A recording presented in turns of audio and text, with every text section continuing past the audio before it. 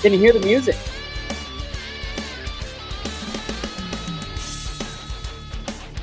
Fuck yeah, you can. I see you dancing over there. Not a lot of people can hear it. I can hear just faint tunes. Part of being deaf. Hey, but nonetheless, you can hear it.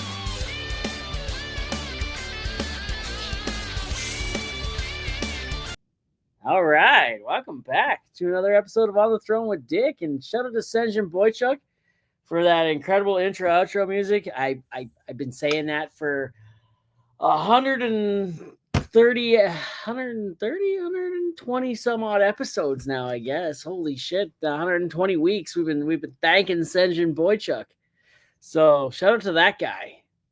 Find him everywhere on the socials. This week on the podcast, I'm pumped to be talking to Liz, the Wrangler of Dirt. The Dirt Wrangler. What's going on? Not too much. I am in purgatory between sites, so we just moved off of a site here in Aldersyde, Alberta, and we're moving all of our operation up to Dawson City, Yukon. So we're just kind of in limbo as machines need to get fixed and need to get sent up, and yeah, just here waiting to be called in. Just waiting. I've been there. That's not a fun time sometimes, but sometimes it's everything. Sometimes it's the waiting is what you need, right? The relaxation. Oh yeah, we'll call it relaxing. With currently my partner, he just got over the measles. So it's been statistic. He's a statistic right now. You could see, and you know it was him because of all the places he visited. And I'm not going to go too deep into it, but yeah, he had it down to the receipts. So he had his receipts. He gave that to Alberta Health, and he's like, yeah, I thought for sure I was vaccinated. And he had a mother in healthcare. And so he thought for sure that he was one of the few that had vaccination. But then when he ended up going and being put into isolation, getting all his tests and getting his immunity tested, I ended up being put into isolation because I was born before 1996. And that could possibly mean that I only have one shot. So I had my immunity tested, everything's good. But yeah, it was really hard watching him get that sick. So it's put us back a week or two, but we're almost there. And he just got the Peterbilt out. Now he just has to put a transmission in a rock truck. Man, what comes with the measles? What comes with the measles? Like, what do you feel? Like, what? I thought it was just you just break out in little dots and shit, and you look like Pokeroo for fucking a week or whatever, and then that's it. You call her a day. So I think it's a young man's game because he is 47, and what ended up happening was he was super dizzy, just didn't feel good, couldn't figure out what was wrong. And I'm gonna say something pretty vulgar, but I knew that something was fucking wrong, and I stopped letting him go to work when his dick stopped getting hard. It was like, something's fucking wrong. If that whole system isn't working, I'm not letting you go to work. And that was actually one of the actual things that let him get off of work, was because I said that, and his boss was like, oh wow, something must be wrong.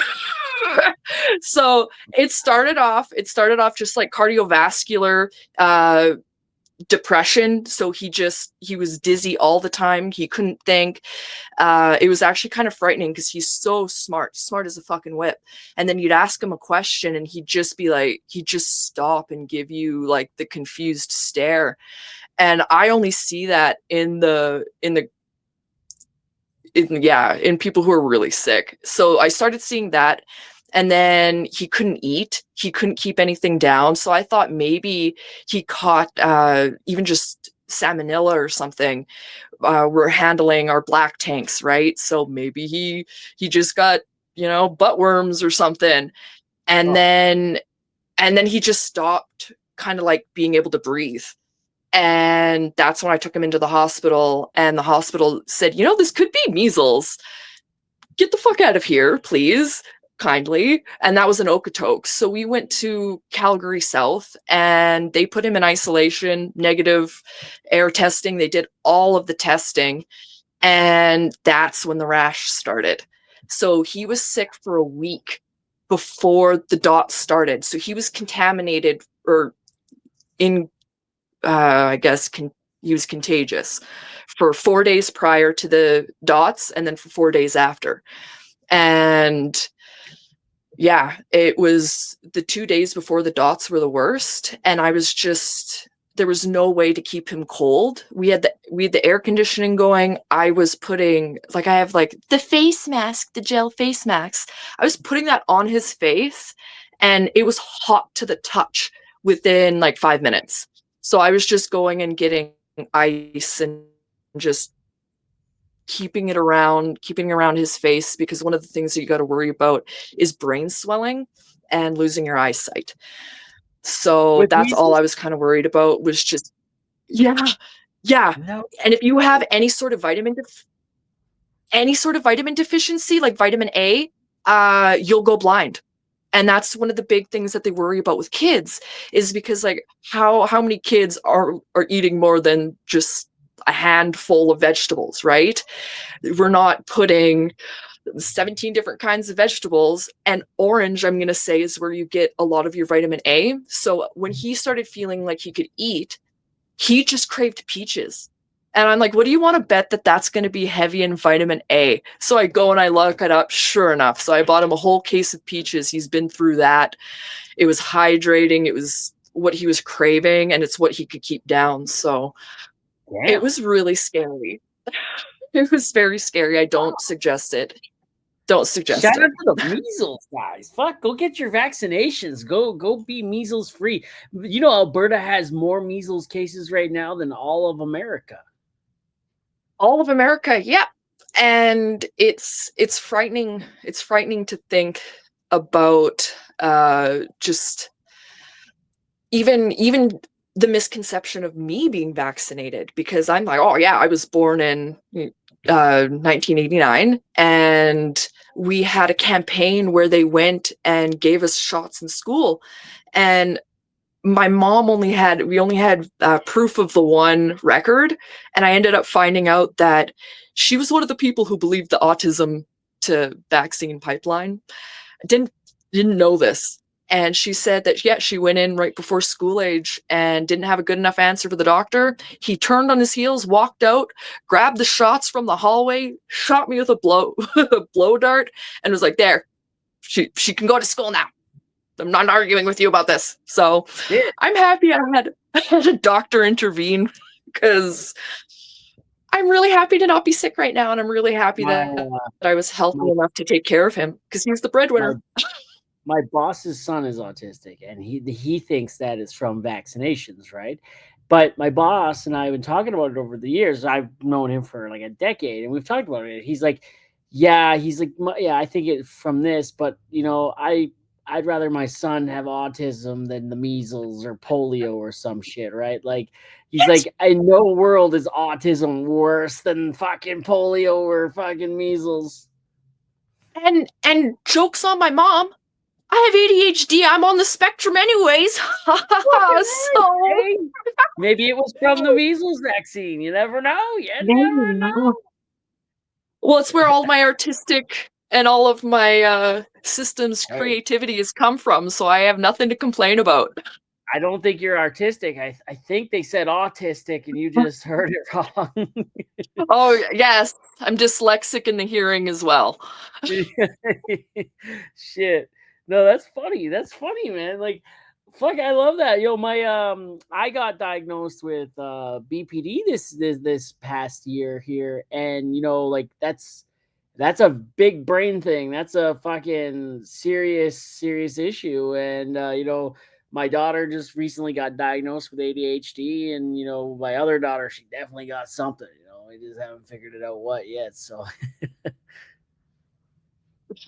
she's in the alphabet soup, and you know what, those those letters in the alphabet soup, they're just describing how we perceive and experience the world. And BPD is one of the ones that has a lot of stigma, and it's got to be interesting as a dude being diagnosed with BPD, and like you don't realize it's a dysregulation of emotion, and Yep. it's being able to hold two thoughts, dialectical thinking, two truths at once, right? To be able to avoid that splitting. And I can speak from experience, also having this in my alphabet soup, which I've never really admitted to anybody. And coming out of the alphabet soup closet, there you go. I was Oh in therapy. shit! I was in therapy for 2 years, intensive therapy, and they actually wanted to see if it was ADHD or BPD because guess what? They're comorbid. It's scary. It is scary. You know, DBT therapy, dialectical behavior therapy, right? Like, oh my god, man! I've been doing therapy for the last 4 months, and you know, my whole life I felt out of place, misunderstood, not really knowing if I belonged anywhere, right? And just like, they say, normal people, the mood around someone has to change up to 80% before the average person can pick up on it. With BPD, it changes 20%. And we're like, whoa, what's happening? What's going on here? It could be something as simple as crossing your arms, a look, you know, Yeah. the slight tone of voice, right? And yeah, I work in an interesting industry where, who knew that the industry I chose to work in would be probably the worst thing for my BPD, right? Like, just fucking Where are you constant. yelling at me? Yeah. Yeah. It's Yeah. your It's constant wild. yelling. Yeah. Oh, shit. Man, you know what's crazy? It's not the triggering on people or splitting on people that is wild. I can handle that. I can kind of it's the not understanding why I'm splitting on an object. That Oh. fucks me right up. Oh yeah. And realizing I have to stop now before like this 5 minute freak out is gonna cost rational mind me like 20 to 2 hours of work to fix. Oh, There's no way that you're ever gonna be able to play origami with an inanimate object and win. It doesn't work. yeah. Yeah. Yeah, it's pretty wild, and I have this thing, and I know when I'm splitting or when I'm, now I watched it happen, and I was beside myself watching it happen the last time, like this wave of emotion, just like, woof, and I became like, how did I become? I became like almost like fuck, what's the word I'm looking for here? Mischievous, right? I'm like, oh, I'm gonna fuck your whole day up, Oh yeah. Oh yeah. Oh No, yeah, and yeah, it's like a balaclava comes on and it's like you don't fucking know what you just did. And I yeah. feel bad for the people. And after like years of therapy now, it's like I'll be sitting there and I'll just like give somebody a look and they'll be like, that was a threat. And it's like, no, no, you don't understand. You don't understand. I have done so much therapy. This was a half smile. I was considering you. I was doing the dear man. I was doing everything. I just looked at you directly. And now, like, I did lots of therapy. You could have really gotten it from past me. But now with therapy, I don't know. Yeah, I get it. I get it. Yeah. And Yeah, who knew? and Who knew? The major key to this was fucking communication. Who knew? Communication is fucking key. It's wild. my favorite thing is being like, okay, I'm gonna go. So I go into like big explanations on things, and I'll say, okay, thermodynamics explanation, or do you just want the facts? And they'll be like, just the facts. Now I know how to differentiate and how to regulate that emotion or figure out when is the right time, because I can be like, okay, can I be petty for half a second? And somebody be like, no, we just got to solve this. And I'll be like, okay, excellent. I'm going to hold it in. And then the safe people will let you have that 2 minutes of petty. But Yeah. Yeah. yeah, it's hard training people how to treat you. And that Yeah. is really the golden rule. It's not treat people how you want to be treated. You got to train people how to treat you. I wrote some. I learned how to journal recently, right? My therapist was like, journaling, man. For people with BPD, journaling is everything, right? You want to stop the thoughts from swirling up in here, and you want to get them down on that paper. And my wife has been driving that into me for years. We've been together 20 years. She's been telling me journal, journal, journal for a long time, right?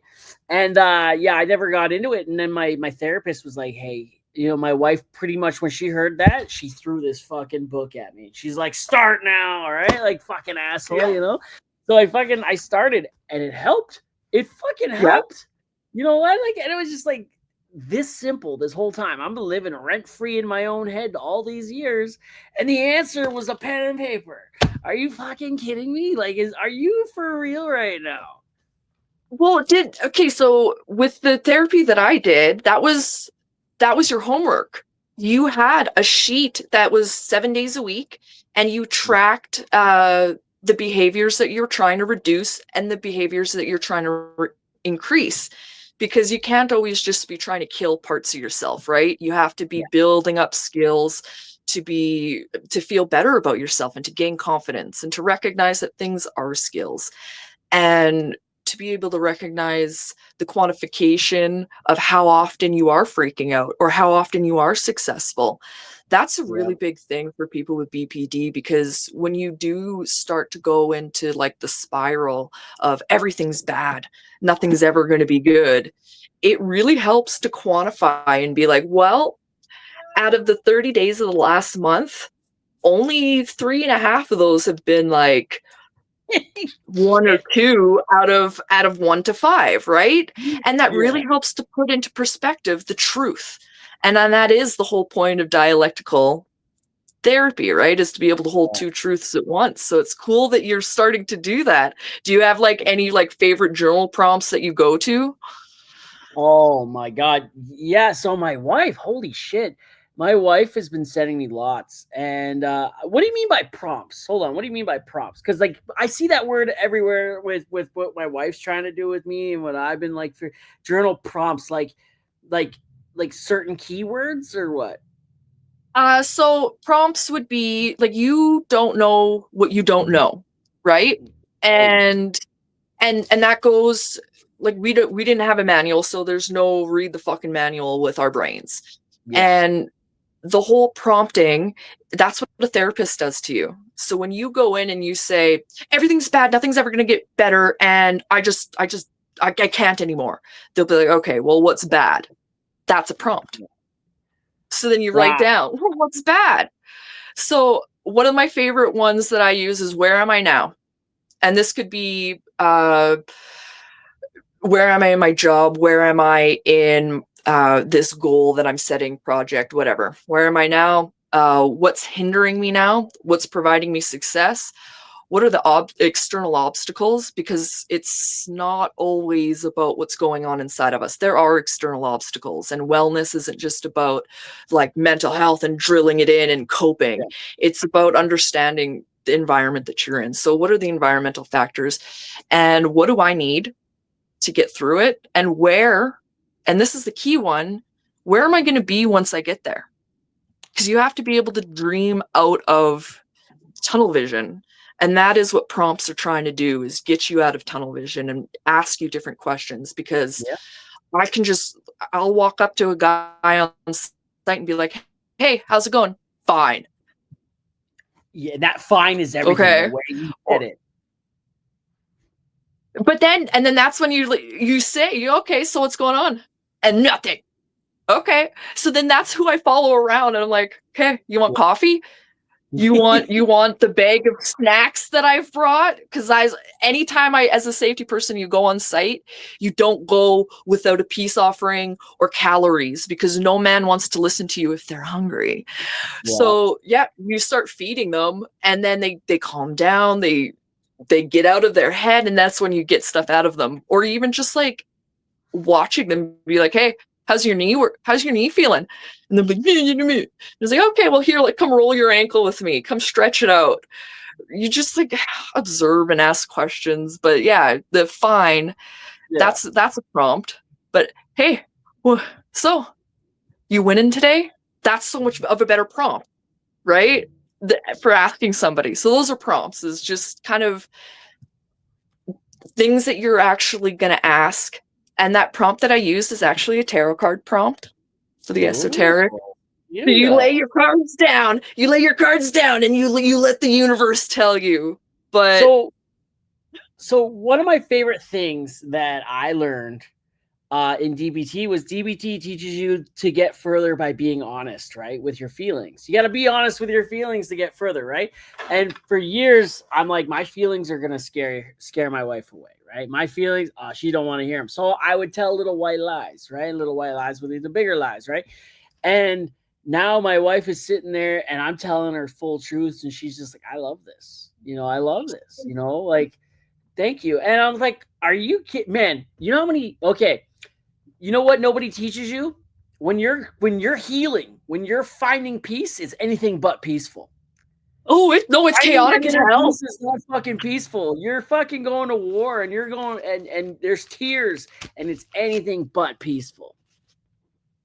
Yeah, because you have to love yourself enough to fight, Yep. to figure out what's wrong, to figure out, like, unfortunately, where the pathology is. It's like, why can't I connect with people?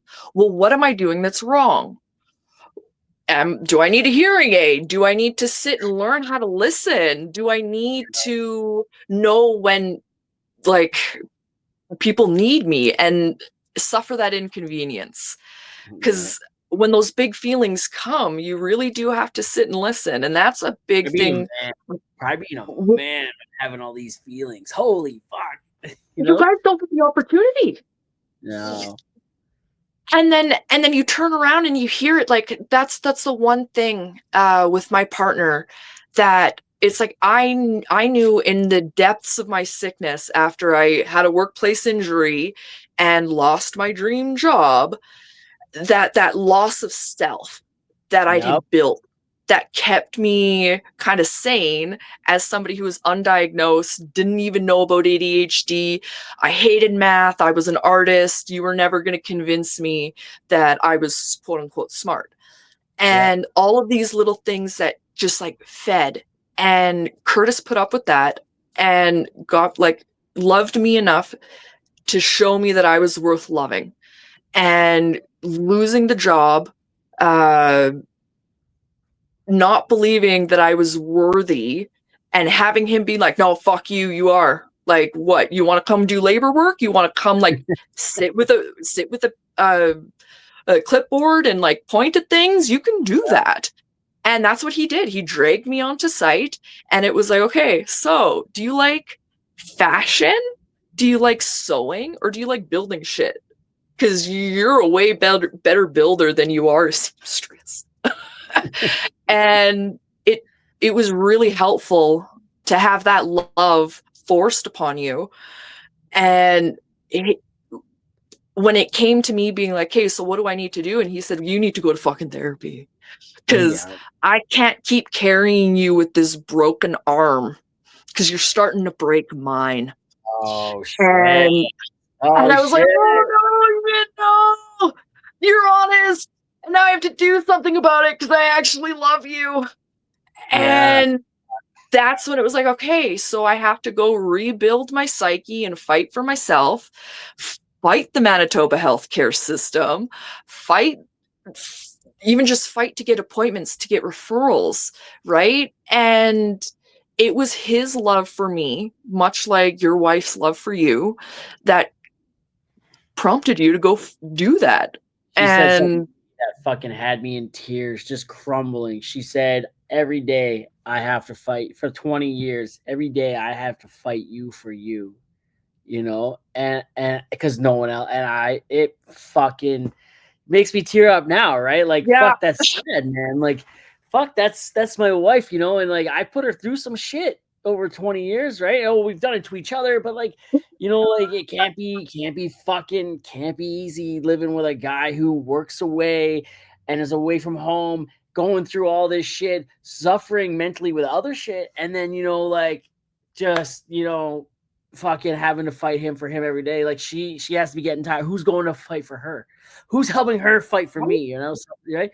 And that's, man, I tell you, Mrs. Frost is a fucking incredible woman, man. I fucking, I never think want to go back to, feeling the way I was feeling, right? It's all about moving forward now and finding myself, and just fucking, the train is going this way. We're not backing up anymore. We're going this way, right?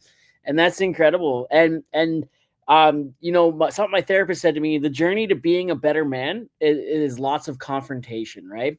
And the journey to being means continuous. Enjoy the continuous journey of being a man, right? Where there will be a lot of confrontation, though, right? And then that's the joy. The journey to being a better man is filled with confrontation. It is, because the confrontation, not all conflict is bad, right? Conflict is just motivating us to act. Oh my God. I was in conflict resolution. That's kind of where I was supposed to go in university before I realized it's very expensive to be interested in things. I see that. And so for conflict, you've got your topic, you've got the relation between you and the conflict, whether that's intrapersonal, so whether that's happening inside or outside with the outside world. You've got your identity and how you view yourself. So do you think you're worth an apology? Do you think that you're worth somebody saying sorry to you? And do you believe that when you say sorry to somebody else, they're going to believe it? No for both. No for both. That's a huge part of BPD. It is. Man, I have a hard time accepting a compliment, right? And, I've had to do that a couple times over the last couple episodes where someone said, hey, man, I like what you're doing. And I'm like, geez. And then finally I'm just like, you know what? Thank you. It took, like, last week with Gord. He's like, man, like, I love what you're doing, yada, yada, yada. And this show is awesome. And it was just like, and I'm like, thank you. I just have to take the compliment. It felt like a knife, right, going to my chest, but I was just like, you know what, thank you. And then I just tried to quickly move on from it, right? Well, and this is how so things that I've learned for that are prompt, like one-liners. So yeah, you have to learn how to come up with the vocabulary for the emotion that you're trying to express, because BPD and emotional intelligence is not the absence of emotion. It is about the wrangling of that emotion, about being able to regulate it, about being able, like, you have to be able to regulate joy. It's not all about just getting through stuff and whatever. You have to schedule and regulate joy, and you have to regulate anger, and anger is effective and it's motivating you to act. So it's just about figuring out how, and everything's quantifiable. And this is why journals are important, because you start to quantify. Yeah. And for my DBT journey ended with goal setting. And one of the things that I said was, a big script that I have in my head is that I'm stupid because I can't do math. And I was like, fuck, no. We're the same fucking person, aren't we? and I'm stupid, and I've never been an engineer, and I can't go be an engineer because I don't know how to do math. So then I just like, well, where did I lose it? It was grade 2. That's when anxiety started. That's when I started realizing I'm not the same as everybody else here. I am not having the same experience. Why do I feel like I'm 80 years old and all of you peasants have just gotten to Earth? and then it was like, oh, I have to worry about being alive now. Shit. And that was about 7 years old. I'll share a story that I'm not proud of, that, I'm learning how to wrangle my BPD, right? Last week, my wife and I had a little bit of an argument on the phone, right? And, like, she wasn't trying to argue with me, but my brain was taking it somewhere else, right? And, there was a fact that came up that she's like, hey, I need a minute. I'm going to hang up and I need a minute. I just need to be alone with my thoughts. And I'm like, don't hang up the phone on me. Please do not. Right. And then she hung up the phone. And by the way, she said goodbye. But like when people just hang up the phone on me, it's my biggest pet peeve. It's so fucking rude. But so I kept calling her back, and she's like, "Hey, I just need a minute, please." And I'm like, "No, I'm telling you, we don't have to talk about this, but I just need to talk, right? We just need to talk." And I whipped the remote so hard at that fucking wall, it put a dent in the hotel wall, right? And she's like, "Fuck, a hotel wall hates to see you coming, huh?" Like I'm like, listen, that was what I just did now. That's me learning how to express my emotions. Before, imagine a hypothetical remote just bouncing off the walls of my brain, right? Putting dent. And that's what it was like before. And she's like, wow. And I'm like, at least I'm expressing it. I'm telling you. I'm like, next time I tell you, I just need to talk. I just need to hear your voice. I just need to, you don't want to talk? Just be on the phone with me. We don't have to talk. We just sit there. And she's like, well, thanks. And I'm like, I'm telling you, I'm being more open with my feelings, right? And she's just like, oh wow, okay, I didn't realize it was like that. And I'm like, picture me going my whole entire life not explaining that to anybody, just this fucking remote being tossed back and forth in my brain walls. And like that's how angry I've been at fucking everything. Angry, upset, sad, confused. I listened to a podcast not long ago that was like when men get sad, they it comes out in the forms of anger, because Oh yeah. the angry gorilla gets the respect, right? They're sad and they just want to be heard. Well, oh, listen to me, and they get angry, right? And it shouldn't be that way, but it is. And you know, I read something. You were saying something about something here. My therapist taught me this. You know, my wife was telling me one time I was being manipulative, right? But that's a big thing of BPD. We try to manipulate things we can't control, because manipulation, right? We're trying to grasp and control Well, that's things. the Well, regulation, right? manipulation isn't I'm always going to control volatile. you because Yeah. Manipulation isn't always volatile or malicious, right? It's not. When I think of manipulation in my mind, I think you're being a manipulative piece of shit and you're like trying to be controlling and shit. It's not. It's not always volatile. It's not always manipulation. It's just scratching at the surface for air. I need some air, yeah. and I'm going to get that air any way that I can, and I got to manipulate the ground or the sky for air, you know what I mean? And like that's wild, man. And like, you know, I heard this other thing too, and I stutter a lot when I start getting upset or whatnot, right? I can't put the right words. Extreme stress brings on impoverished speech or paranoia, right? And I've been Yeah. that way my entire life. When I feel like I'm struggling to get my point across, or like someone is questioning me and they think I'm lying about something, or I think they're not. They're not thinking I'm lying. They just want to know. And because I start to stutter and it sounds like I'm making something up, they're like, "Now you're lying." And it just makes it worse, right? And I've done it on this podcast. I've done it on this podcast where I've literally stuttered and like just, you know, it's paranoia. It's pretty crazy, man, what you start to learn about yourself, right? And look at that, we're Oh, already yeah. half an hour in, and this podcast wasn't even, you know, we didn't even know we're gonna be talking about BPD and like fucking shit like that. And like, wow. No, I definitely didn't think that I would be talking about that at all. Because I don't. Because the second that somebody finds out, it's like, oh, well, you're batshit crazy. It's like, Yeah. well, yes, but Yeah, like, I am. I'm highly effective. Yeah, yeah. Hey, you know what? Batshit is also fucking, you know, think of fucking, what? Batshit. Think of, what? COVID. COVID started with batshit, didn't it? Like, batshit's highly effective. Almost killed off not almost killed. It spread around the world. You know, that seems pretty effective to me. You know? Well, it fertilizes all of our stuff. Yeah, yeah, yeah. So it Oh, started. BPD started with me when my mom and I was 6 years old. Right, my parents they split. My mom moved 8 hours away, and we never really seen each other. I don't have memories of cuddling with my mom on the couch. I don't have memories of spending Christmases with my parents. Right, and you know my therapist he told me. He's like, you're mourning the loss of someone, right? You've been mourning the loss of someone and something you didn't have forever.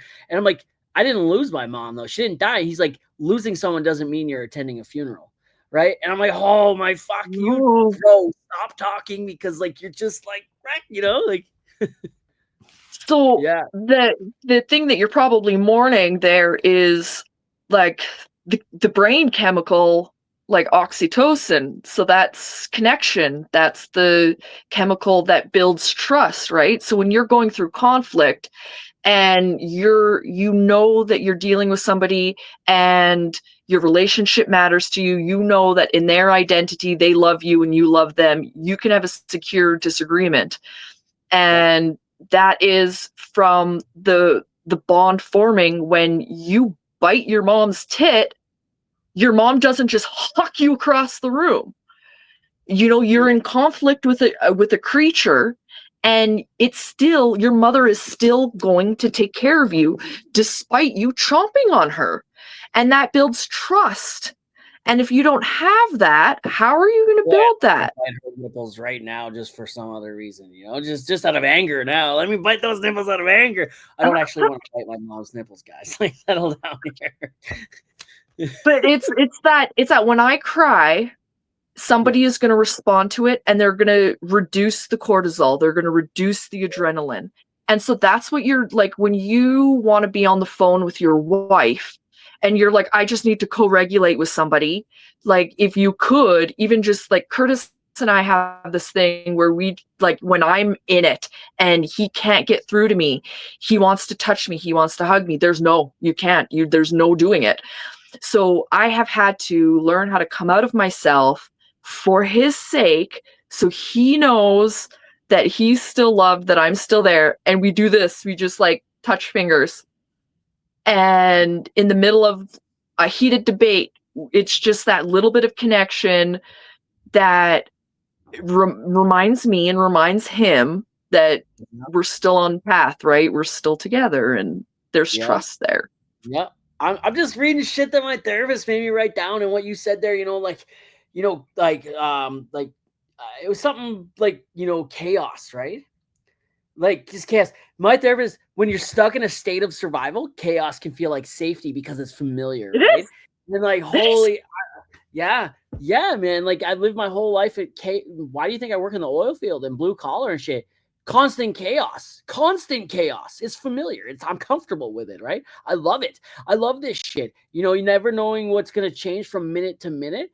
And that's so bad for BBD because we need a fucking routine, right? And like, I you know. know, it's so bad. But like I'm familiar with the chaos. I'm addicted to the chaos, right?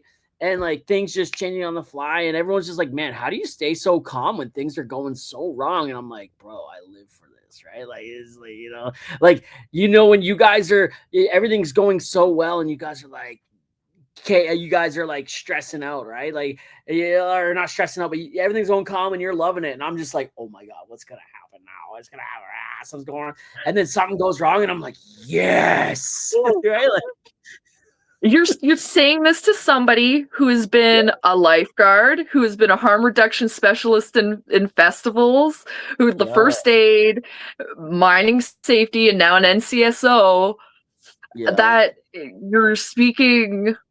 I now create the systems to reduce the anxiety and the chaos for other people so they can feel better when things are going wrong, because this has been happening since I was 7. You guys are just getting to the game.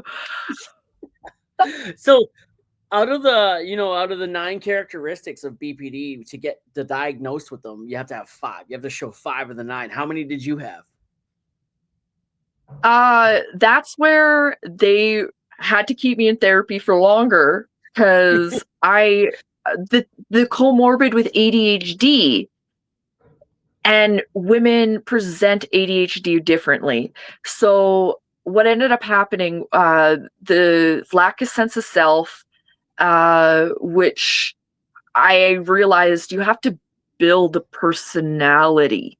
You have to build that, like you do.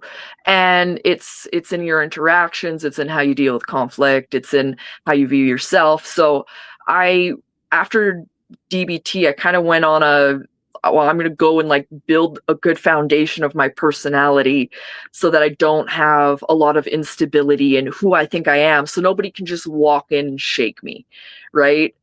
So it was like the instability of self, rocky relationships, which I cut people off. It's I self-defense. do. I Self-defense. do. And I just went through a breakup with a girlfriend who I was in a bridal party with. And it was I'll just say I shared a photo. She's Gen Z, so she wants to share the photo. And I shared it. And she didn't make her happy. So after 3 days of silence, which I know I have to give her silence, I can't be like, do you love me? Do you love me? Do you love me? Yeah. I gave her 3 days of space. And then on the third day, I was like, okay, no, this is hurting now. And because of the relational bank that I feel like I've built with you, I feel like I can come to you and say that this really hurts. That, if I've embarrassed you, I'm sorry. One thing, you're young and you don't get to perceive how beautiful you are, right? You're not the main like determiner of your beauty, fucker. I think you're beautiful, like Jesus. And no, it didn't work. But I think the problem was I just had a mini me. And that was she came into safety. She was my assistant. We had so many of the same experiences, and then it was two people like splitting on each other, and I was like, okay, I know what's going on right now and I know how this ends, and I love you. Please, for the love of God, like, consider that you love me too. And I watched her put her head in the sand, and I was like, oh no, okay, shit, fuck, So dang.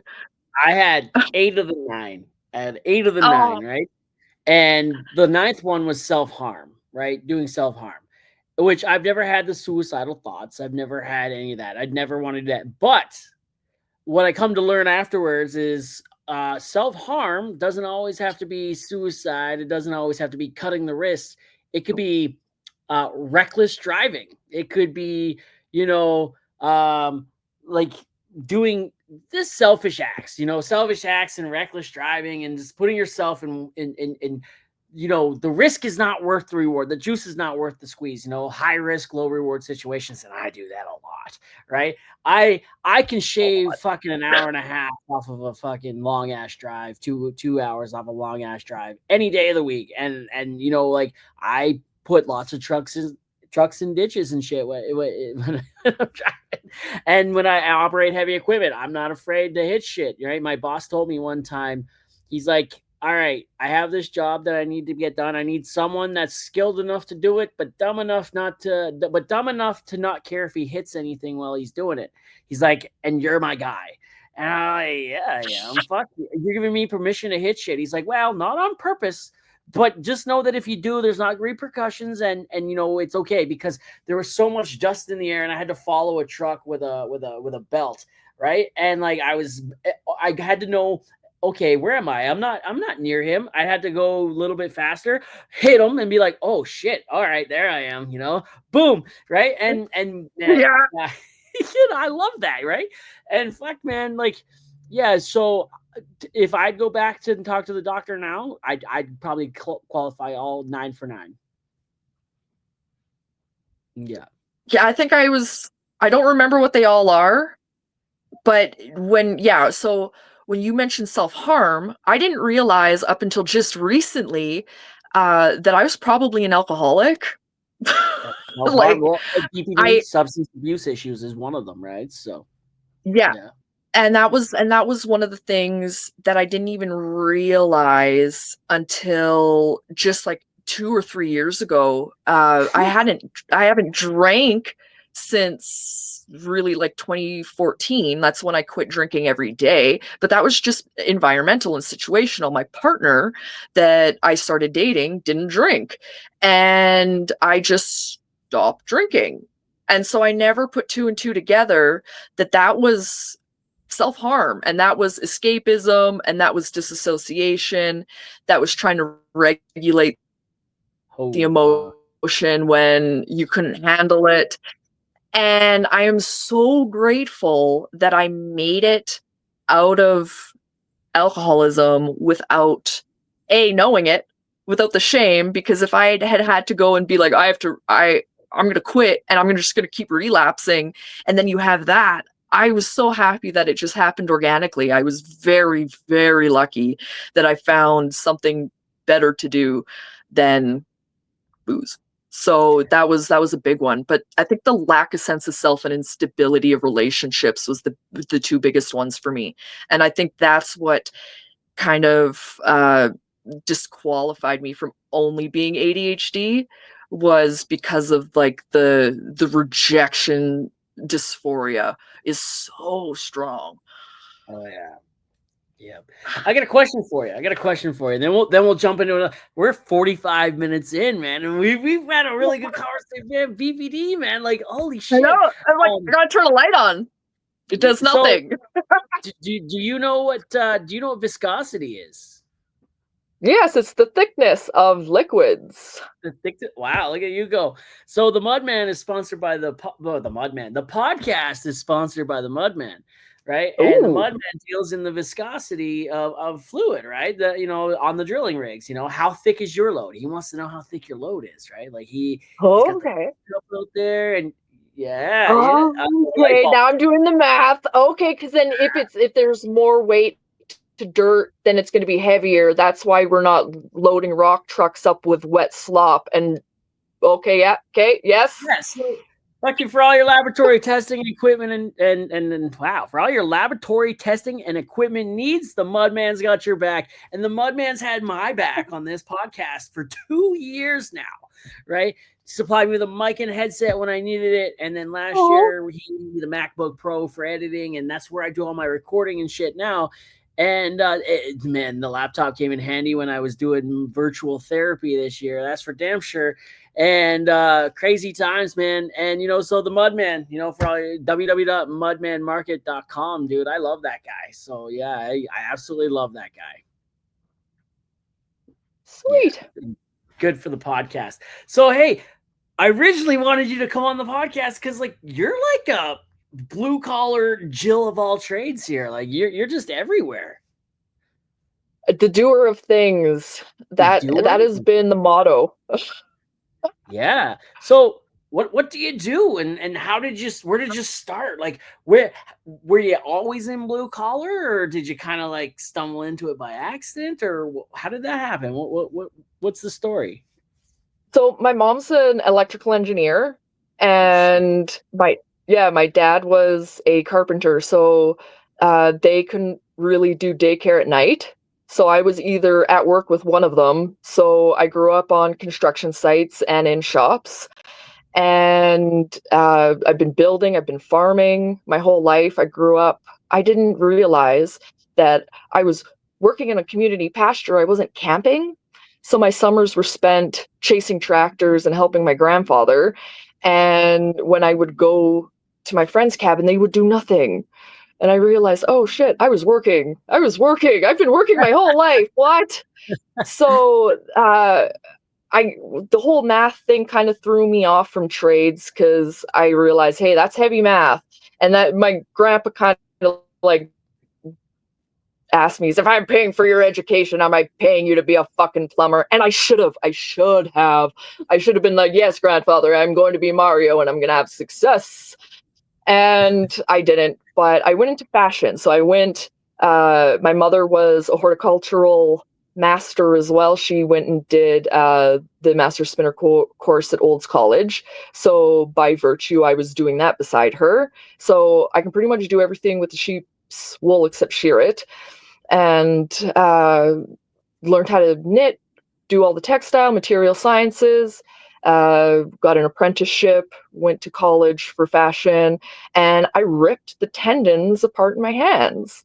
And that workplace injury is kind of what set me on the journey of construction, because, like I said, my partner there was watching me just kind of flounder, and he picked up the slack. And one thing he did was he took me to Burning Man, and we met through festivals. We had always been kind of meeting. He's a blacksmith, so I knew his art. And we ended up going to Burning Man together, and I realized that whole festival, the only people who are really having a good time are the workhorses, the people who are going and building all the stages, building the entire city. Uh, One of the people who I was most appreciative for were the tow truck drivers. I had locked my keys in my truck, and those people kept everything moving. And it wasn't the belly dancers, it wasn't the fire dancers, it wasn't, the costumes that I thought was important. It was the people emptying the porta potties. Like, you Yeah, saw that you truck gotta have a coming and good, you were you so gotta have a good fucking sense of humor. happy. You see that swamper and you're just like, yes. You see the guy coming to fill your water, fuck yeah. And then I realized, heavy civil, this is how cities are made. And maybe that's why I'm having such a shitty time connecting in this city, is because I'm trying to connect with the sparkle ponies when I should be trying to connect with the workhorses, the people that I relate with. So that was kind of like a life-changing experience. And I ended up actually going in cardiac arrest on my way out in Yellowstone. And that's where I met God. And he said, it wasn't me. It wasn't God. It was the natural version of me. And they said, the only reason why you're on this earth is to love and be loved. Don't fucking hinder anybody's journey, and just try to make yours as smooth as possible. And I was like, okay, cool. And came back to a paramedic raking himself, Narcaning me. Apparently I'm allergic to fentanyl. So that was kind of like the start. That was the start where I was like, I came back from Burning Man. Me and Curtis looked at one another and we were like, okay, so what are we doing? And we started doing at height work. So he was industrial rope access technician, and I had experience rock climbing. So he's like, you're made for this. Little did he know my rock climbing is bouldering, and you only go 10 feet off the ground. I am deathly afraid of heights. The first video you'll have of me in a bucket truck is me cowering in the bottom of the bucket crying. That bucket only went up 30 feet. So that's how I got into construction, was being his ground man and his laborer. And, you can pretty much do anything. And we were doing lighting all over the city. We lit up like the Manitoba Legislative Building. We forged light sculptures for the zoo lights animation thing that they have every Christmas. So our forging and our art is still there. We're the people who you call in when you can't figure out how to get something done. And that's kind of how we started, was, yeah, we could probably figure that one out. And you create a safety program to convince the government you're not going to kill yourself. You create a safety program to convince your client that you can do the thing. And that's how I actually ended up getting into safety, was because somebody needed an NCSO to bid on government tenders. You need that to get any job with the government if you want to be a subcontractor in most cases, and you have to have that core audited safety program. So I went and just started doing that because he is the talent. Like, I say that I can do all this stuff, but I'm just like sitting there. He tells me what to do and he's training me, and now I know how to do this specialized thing that he has taught me. So I feel bad because he's not here, and you should be interviewing him because he's so fucking cool. Another time. But I'm the person who does the things to support the talent. And one of those things ended up being safety. And when COVID happened, his work kind of slowed down, and I decided on the government dime to just go and do OHS through the college in Winnipeg. And I'm not promoting that program at all. Don't do it. Go do an NCSO program. Go through a safety association. Don't go through colleges unless you're going through New Brunswick or BC for your education. It's not worth it. So yeah, I did that. And then I went and I worked for a heavy civil firm because I figured, am I having success because I'm working alongside my partner? Am I just Curtis's girlfriend, or am I an effective person? And so I went and I got a job, and I did that for 2.5 years and had relative success until the end. And I really do feel like it's an honor as a safety professional to be reprised against and fired for doing your fucking job. So I have no regrets. That's what got What'd me. you get fired for? Well, I got some debris off of a truck, and I stopped at the project, which happened to be an airport. And I said, like, that truck was untarped, overloaded, going down a restricted road. This shouldn't have happened. Can I have the information of the trucking company just to get my windshield taken care of? And they fought with me. And they're like, no, you don't know anything about that truck. And I was like, well, I know anything over a tandem shouldn't be on this road, first of all. And that's when it clicked to them that I knew what the fuck I was talking about. So they started getting more defensive. And do you know how much that load weighs? And they couldn't give me an answer. And I was like, because you don't have a scale here, right? So why are you going down a restricted road when you could go up the route that I'm pretty sure your project described for you? And that was described in the project because, we're not using the city's infrastructure to fund your business model, right?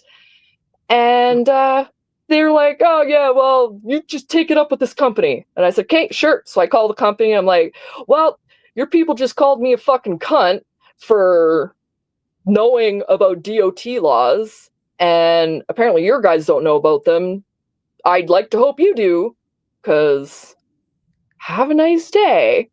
And so I called DOT. And I think DOT parked outside of their project for a week and called in every single truck and weighed every single truck coming out of that project. And yeah, I got called in, and they're like, Amanda, of all the things, I can't believe this is what we're firing you for. But and I said, really, for sure? You're not even going to do an investigation? You're not even going to look at camera? Nope. And I'm like, oh, okay, something bad happened. And my boss was like, just shut the fuck up and get out. And I was like, hey, just grabbed all my shit, threw it into my truck. I was fucking gone.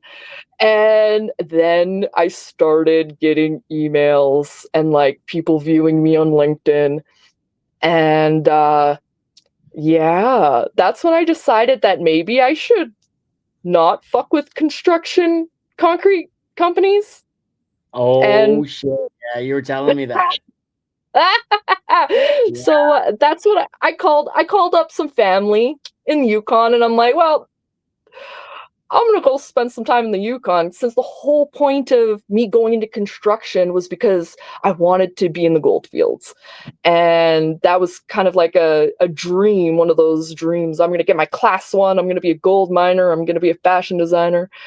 I was like, fuck, we're going gold mining. We got people up there. We got Fucking family. go. Curtis went and did it in 2023 and was on Gold Rush, so we had the opportunity. I have a couple people from Gold Rush that I want on my podcast that I talk to and I follow on Instagram, and they follow me back, and we're trying. Parker is one of them. Brandon. He's a busy man. Who's the girl?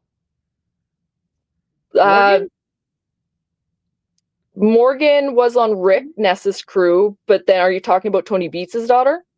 Morgan. Is it the Morgan? What's her name? Morgan. Yeah. She was on the same season that Curtis was on. Yeah. Yeah, Morgan Lauren and I talk, and she's supposed to come on here, but she's up there right now. She's busy, not a lot of cell service, right? So she's posting videos or pictures every now and then, and when she gets back from when the season's over, we're gonna have something. We're gonna line something up. We've been talking for over a year now, right? And it didn't work out when it was supposed to, and then we missed our window, which is fine, right? Fuck, we'll do it. Maybe she'll have more stories. It's cool. I like watching her content. So. Oh yeah, no, and I think that's why Gold Rush, featured her a lot, is because unfortunately, everybody downloads the show, so the show's not making a lot of money. So they're Yeah. really looking for, a new generation to come in and to make the show interesting for the Gen Zs. And that's actually what she was really good at. And I felt really bad for her as a woman when you go online and you see people diminishing her. And I'm like, no, she's fucking awesome. She was a great operator. She had a fucking great attitude, and she had a great attitude right to the fucking end. And I tipped my hat to that girl, and the crew loved her. Like, oh, women when they go out there, they fucking haul ass. And I tip my hat to Morgan. She was so fucking badass. I really do hope you get to talk to her, because I would enjoy seeing Man, I've been after her for a while, man. Every time I see her post, I like it, right? I watch, that. I interact. She likes a lot of my stuff. Um, I follow Parker. Parker follows me back. Brandon, we follow each other.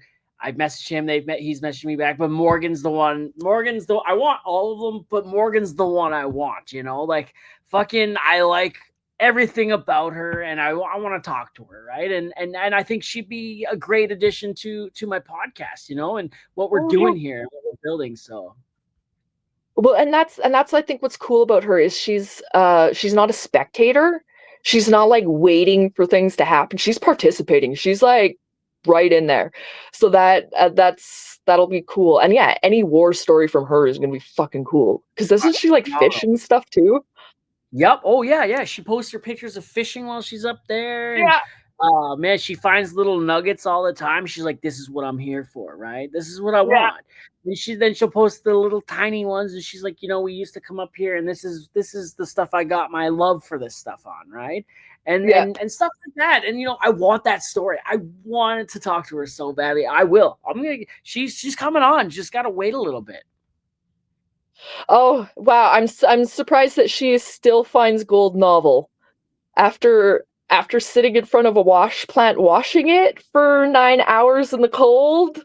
I never want to see the fucking rock again, even though I'm wearing it. There you go. You get a little nugget there. Oh, that's But cool. That's so cool.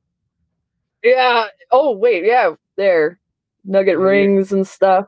So they take the little nuggets and they'll turn it into jewelry like this. That's from I think his name's Andrew. He's right on the main drag of Dawson City there. And yeah, if she still finds it novel, good for her, because I'm like, I hate you, Yellow Rock. I Gold saw fever I saw didn't get you. me. I saw a post of you in the Liard Hot Springs, right? Yes. On the way up to Dawson, and I was told many times by a lot of people, "Hey, if you're ever going up to Dawson, stop in the Liard Hot Springs, right? That's the Have place you to. want to go." Yeah. So I think it's up to $10 now. You park across the highway, and it's about 1.5 kilometers in on boardwalks. Bring Wow. water. Bring Yeah. water, because there's a boil water advisory. So you can't even get water from like the hotel. It's, I think, $6 a bottle. They really hose you. So make sure you've got at least like 5 gallons of water when you go in there. It's, I think, 3 hours from the nearest town, and then 3 hours to Watson Lake. So you're right in the thick of it, but it's like you're not in this world. It was beautiful, and we went in winter, so it had just snowed, and everything was like magical. And it's not overdeveloped, so they have it dug down about 4 feet, 3.5, so you can like stand up and you're at about crotch level. But yeah, you sit down. There's little concrete slabs that you can go and sit and rest on, and there's the water stratifies, so you'll be like fine, fine, fine, and then all of a sudden a wave of like plus 52 comes and boils you alive. I think I had burns along my back and across my tits after I got out of there, because we were in there for 3 hours. It was beautiful. We had the RV, and yeah, we had the RV and we spent a night there. So we went There's in a someone couple of times. there's someone on TikTok live when I go live up there. He's like, "Man, you ever been up to Dawson City?" I'm like, "Never, man." He's like, And he's the one who started getting me on the Liard Hot Springs, right? He's like, hey, man, you ever come up, you let me know. I'm not far from the Liard Hot Springs, and we're going to go there, and we're going to hang out. Yeah, gotta go. And every single time I go live, he comes in, he's like, you make it there yet? I'm like, bro, chances are pretty slim that I'm going to be there for, not for a while, but I do. It's something I want to check out. So, yeah, I'm going to have to do that. Dawson City is a bucket list item for sure, I think. And if anybody is like into heavy civil or into construction and mining, it's wonderful. And even just if you're into arts and wilderness, it's great too, because that's what's up there is just a whole bunch of cool weirdos, and everybody's so unique. Like, you can walk right up to somebody and just start talking to them, and you're instantly their friend. And it's a once in a lifetime experience, and everybody should try to do it. Not for work, because a lot of these places expect you to come up and you're up there. Like, when we go up, we're up there for 5 months, and we're not coming back. There's no 2 weeks on, 2 weeks off. So don't go up there to work. Go up there to play. That's interesting. Yeah, I went to Fox Creek for work, and Fox Creek's not far from home, obviously. And I went up there for 5-6 months at a time. And it's Fox Creek. There's not much to do, right? But I was there for work, and that really, that really fucked me up. This is where the podcast started. This is where the content started, right? And you were saying the guys at Burning Man that were having the most fun were the guys sucking the shit out of the toilets, right? The swampers and the drivers and the guys building shit. Man, I've been there. I've been the swamper on the vac truck. All my videos up until the last year have been as a swamper on a vac truck, have been, in the vac industry, in the oil field. And yeah, man, you got to have fun when you do that. You got to have a certain mentality when you're doing that. You can't just be like, I'm sucking shit and this is miserable, no, I'm sucking shit. I've made videos about it. And I'm like, fucking turn her on, bud, and show it. And it's it's not fun getting covered. It's not just shit on the back truck. It was Condi, and it was invert, and it was just getting caked in shit that wants to kill me all day, right? And I had a lot of fun with that, right? I did. It was the hours that sucked, but even then, I made videos about the hours and how much of a man it takes, or a woman that's in there, to how manly and womanly, I guess it would be, and empowering it sort of was, and proving that I can do this. So I'm going to show you that I can do it, and then doing it, and then fucking hating your life, but doing it with a smile, right?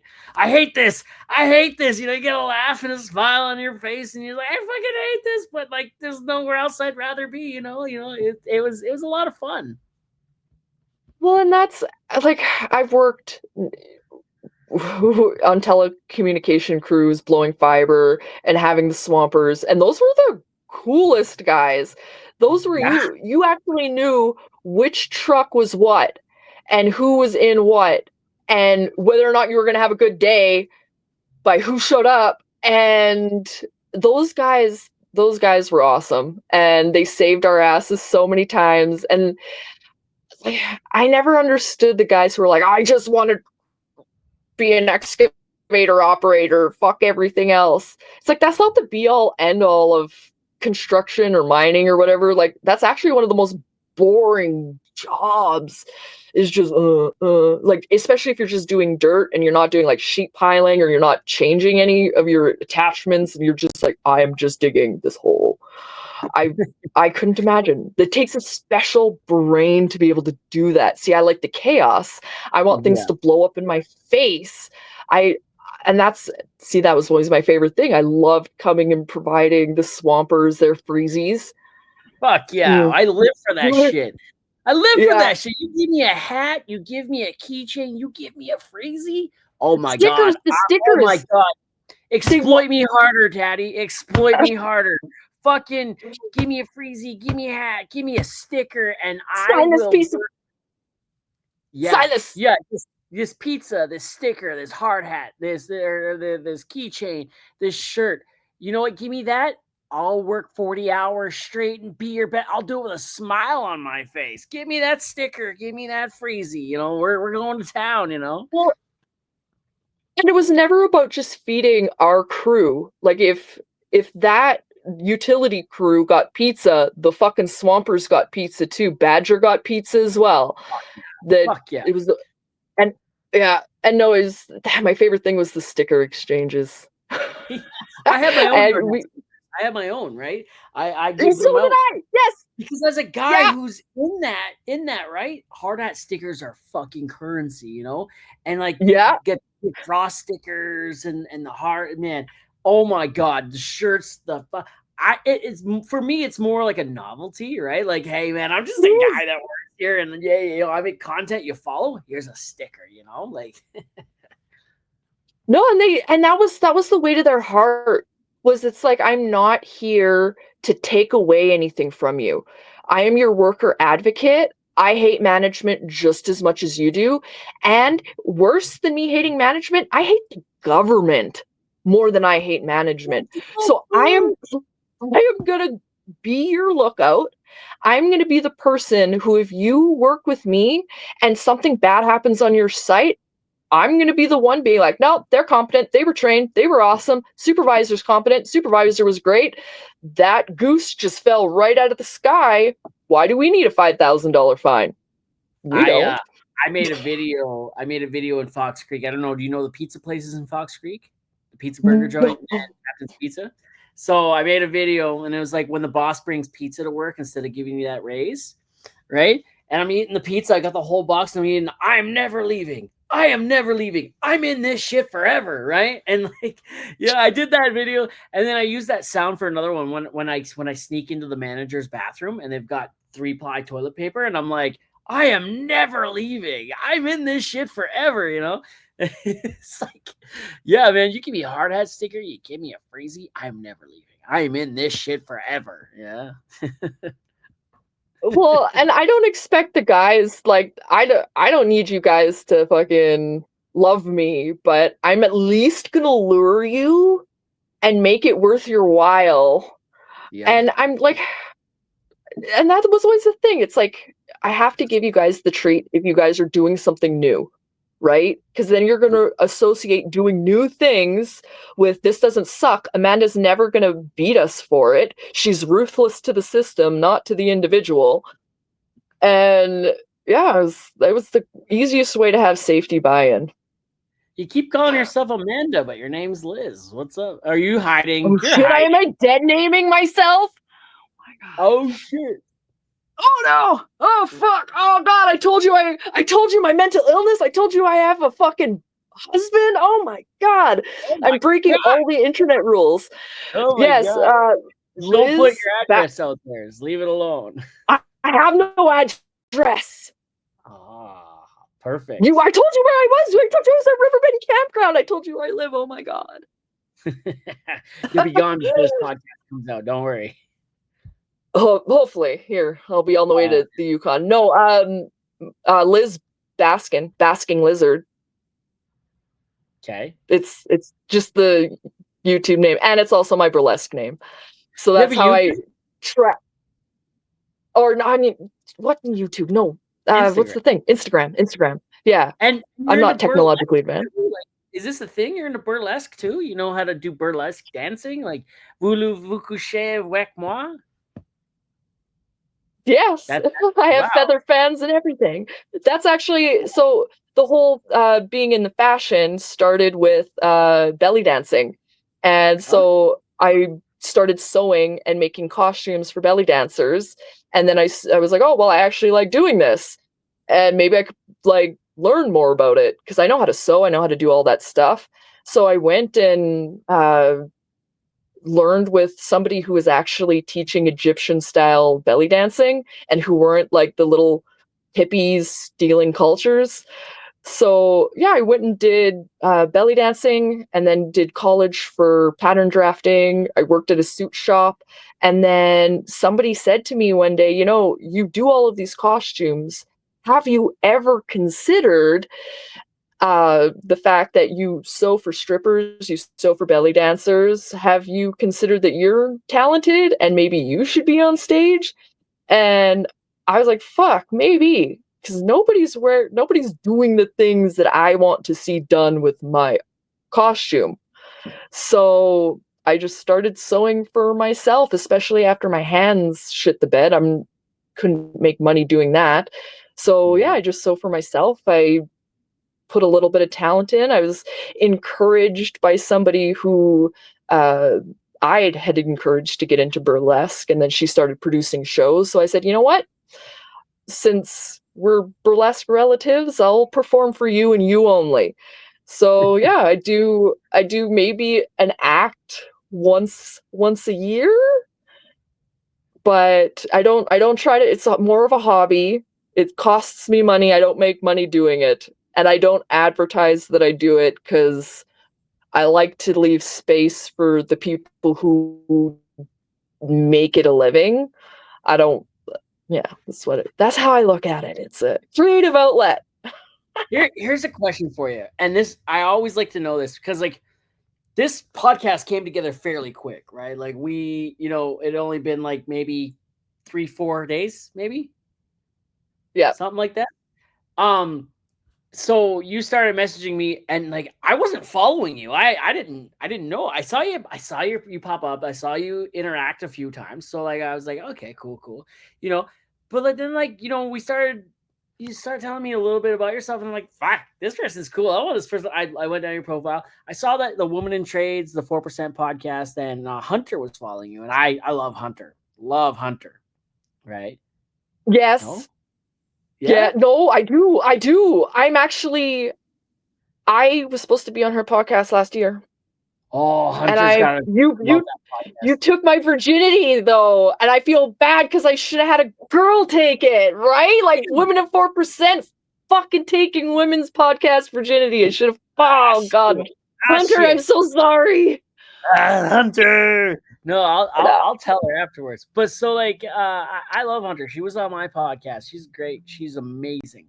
I think her. She's my is actually co-hosting that now. The Blonde Welder's co-hosting it now. And oh shit. And yeah.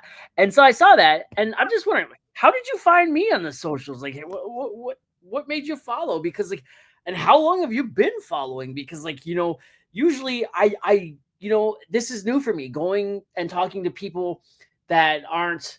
And I want to do more of it, right? Where I'm talking to people that aren't bigger creators, that aren't, they don't. What does it mean? What's that? Is it good? Are we good? Yeah, you're good. My phone just cut out there. Okay. Oh. So when I got into construction, my algorithm obviously changed, and I started getting like cats with hard hats. I love that guy. That was one. Yeah, and he has hatted all of my cats. Yeah, all of them. I there's actually several memes of my cats with the hard hats. Like we had a work van that we would turn into a camper, and yeah, he's hatted them. So I got you in there, and it was all the guys kind of sharing memes with me at work, and then I started getting your stuff, and it's like it became more and more relevant, like the Swamper stuff. It was like, okay, oh shit, this is a universal experience, fuck. And that's how I kind of started following. And then I think at first I was like, who the fuck is this guy? And then one day I saw you did something and you didn't have your fucking glasses on, and I was like, wait, isn't that fucking Dick Frost guy? And it was one of those moments where it was like on a construction site where you see somebody in their PPE all the time, and then you see them in the wild, and it's like, wait, how do I know you? And why do I know you? And why are you now a part of my like facial recognition? And I was like, well, you know what? If I'm fucking recognizing you with your fucking glasses on, I should probably follow you. So I love that. That's how that started. I love that, and I'm trying to get into it more where I'm getting more. more people on my podcast Construction memes, living in the construction world. I usually spend a lot of my time on Hunter's page yelling at men. Yeah, I think you're lagging a little bit, which is whatever. We'll fix that.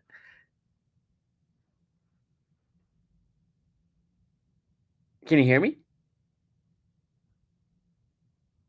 No, it's Okay, cool, and I've seen that you've had a few females, and I felt bad because I know that Hunter's been on. You must be getting a phone call. Am I still lagging? Sorry. Are you getting a phone call? It might be everybody might be in the campground now using the internets. All right. Oh yeah, it's Curtis coming home. Were you getting a phone call? Yeah. Well. Yeah. Oh, where? Uh-oh. Can you still hear me? I can hear you. Can you hear me? Oh, I can hear you. Yeah. Okay. Yeah. I appreciate that. Like I'm trying to get more people on the podcast that don't have really a big following, but still a blue collar background, because those people have stories to tell, and I mostly interact with other content creators, right? So people with followings, and I think it's so cool that I can also have these cool conversations with people that aren't necessarily content creators, right? And I really like that. Oh yeah, no, I appreciate you taking even just the time to shoot the shit with me and find me interesting enough to do that, because I mean, I have so much to say, but I'm so disorganized, and lots of people are like, well, if you just picked one thing and just talked about that one thing, you'd have success. But it's that ADHD, but it's just that ADHD that I just can't do one thing at a time. And that's why I don't have advertising for the burlesque. That's why I don't have a website or a portfolio, is because it takes time and it's work. Yeah. Oh yeah. I don't want to take up too much more of your time here. I gotta get going too, but the people are coming back, taking up all your bandwidth there too. I like to wrap the podcast up with one last question there, and it's Mount Rushmore has 4 of the most influential people up on the rock, right?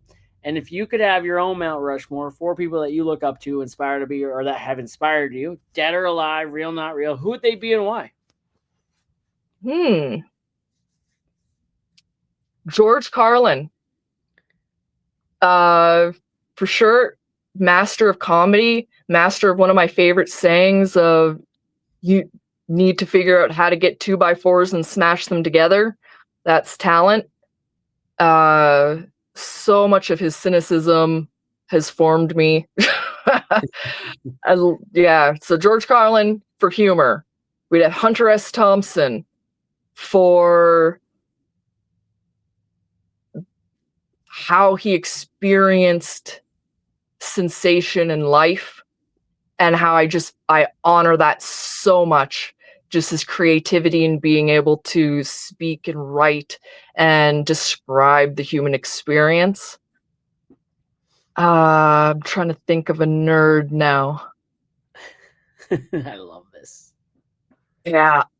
I know now that, I wish I'd have done my homework, because I would have wanted it to be freaking awesome. So a nerd. You know what? Gordon, Mr. Gordon at Adult Ed, the guy who made me fall in love with math and really opened up the universe for me through physics. I'm trying to think of a big nerd to think about, and I was like, wait, we can have one of the lesser apostles on there. So yeah, math teacher, the person who made me fall in love with math, and then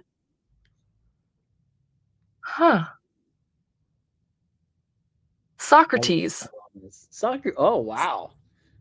So the infernal why really gets to Just the why. Just why. And that's all he did was you would ask him something and he'd be like, why?